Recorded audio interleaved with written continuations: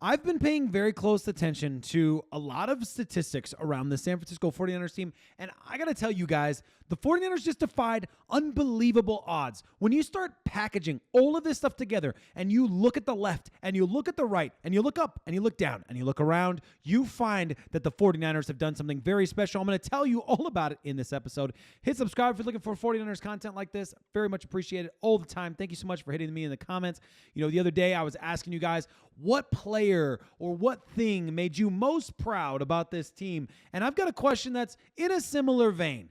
I want to just look at the Atlanta Falcons game for a second. Sunday Night Football, under the lights, big moment, primetime game, and the 49ers came in absolutely clutch. They did things that they shouldn't have been able to do. They broke the rules. They did the things that nobody expected them to do. And we're going to talk about some of that, but I'm just curious in this episode, if you'll let me know right now in the comments, what from that Atlanta Falcons game to you is the most important thing or the most exciting thing and the most surprising thing for you? What do you think makes you feel the most proud specifically about this game?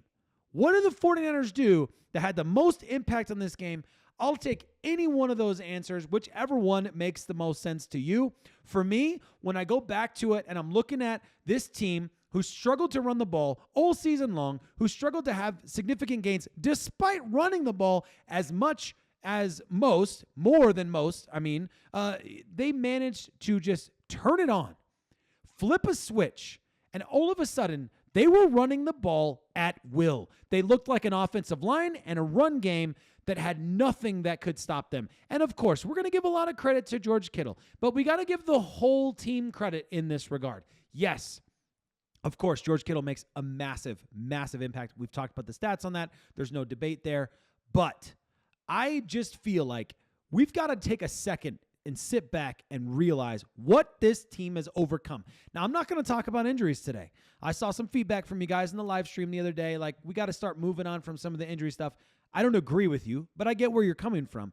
I don't want to dive deep on the injuries. I really want to point, but I do want us to keep that in the back of our minds as I go through some of the analytics that I dug up today, because seriously, this is incredible stuff you're seeing from your 49ers team. You're going to feel really good about this team and what they've been doing against all odds all season long. Let's start talking about some of that stuff right here. Starting with this one, which came across my screen today for the first time. This is kickoff coverage. This is the opponent drive start distribution, okay? This is how well the opponents are starting their drives.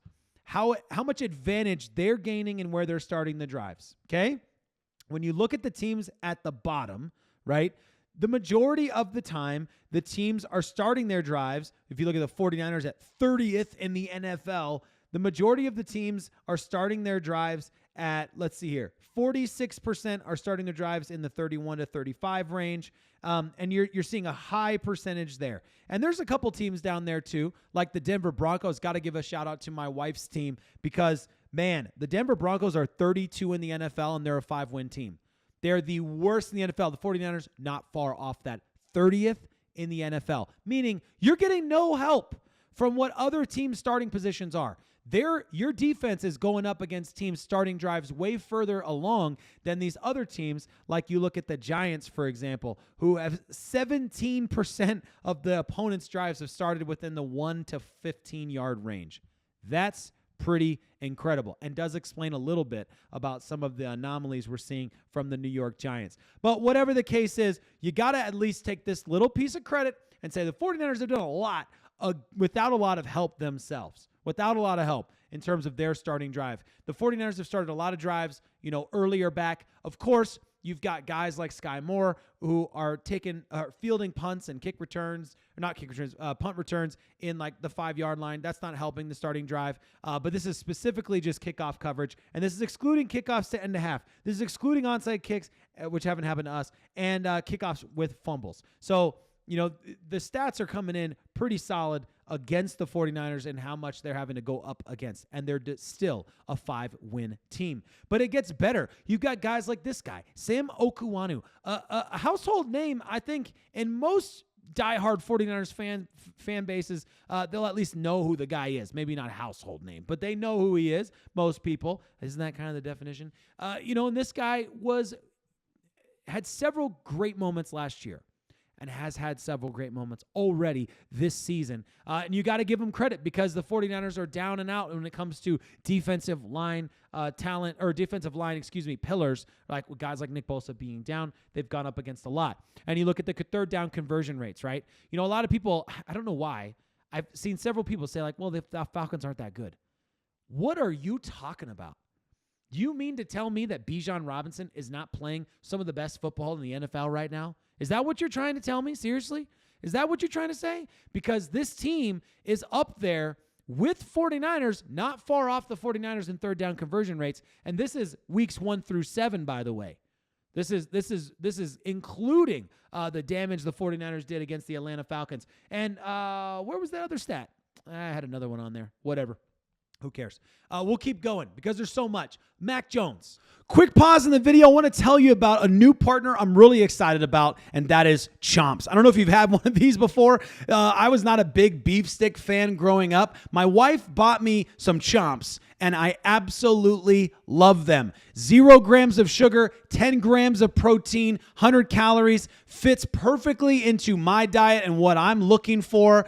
All grass-fed beef. It's solid and it tastes really good. I really wasn't a beef stick fan growing up, and now I am. I started this summer. I haven't told you guys this, but I started this summer at 205 pounds, really focusing on my diet this summer, trying to turn some things around. I'm down to 191 pounds right now at the end of summer, and these types of snacks are perfect fits for me. I've got a couple flavors here that I love. This is the original beef flavor, and then I have the smoky seasoned barbecue flavor right here. These are delicious, and they're great on-the-go snacks. You can throw them in your gym bag. You can put them in your backpack, in your car. You can throw them in your desk at work, and they're fantastic. They're worth every single penny to me. You can find out more about them by clicking the link in my description to order some for yourself. But the big thing for me is it's a snack I don't feel guilty about. I love every second of it, the taste of it. I like the aftertaste of it, and I'm genuinely a diehard fan. I went from having never tried this before to being a diehard immediately, and that's not me just blowing smoke. I genuinely mean that. I'm telling you the truth. You should definitely consider checking out Chomps. Okay, how much help is Mac Jones getting? Let's talk about that. Mac Jones, you can see the Denver Broncos. The 49ers, we just talked about the Denver Broncos. The 49ers down there at 25th in the NFL in how much QB EPA is gained on defensive penalties. So in other words, how much help are you getting from the opposing team messing up on defense? Your quarterback EPA for Mac Jones is way down there. So this is accepted penalties and plays with no yards gained only, okay?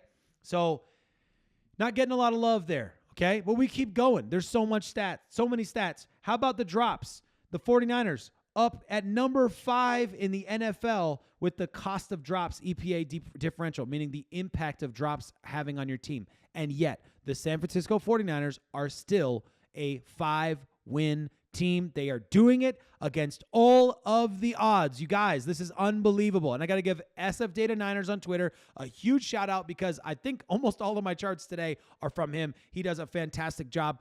I'm always following him, and I'm scrolling through his feed, and I'm seeing some amazing stuff always. And so I'm definitely highlighting him all the time. I want to give him a massive, massive shout out. Rushing yards before contact versus after contact. So you've got before contact, which is on the bottom left to right. And you look at Christian McCaffrey, okay, and this is including week 7. So we got a bump last week, this weekend, okay? So the data was even worse through week 6. I couldn't find that data, so I had to go with the one that we have here with week 7 before going into the Atlanta Falcons game. But here we are. It's Wednesday. This is the day that you kind of bridge the gap from Falcons to Houston Texans. This is kind of how you kind of do that. And I'm looking at Christian McCaffrey, and even with a fantastic, incredible week against the Atlanta Falcons, Christian McCaffrey is still below average when it comes to yards before contact per attempt. So, yes, he's been up against it the majority of the season, and you're seeing that in the data here, okay? And if you look at yards after contact, not doing much better there either. Yards after contact per attempt, near the bottom of the league there, where you'd like him to be in that upper right-hand quadrant. So look, what's the point?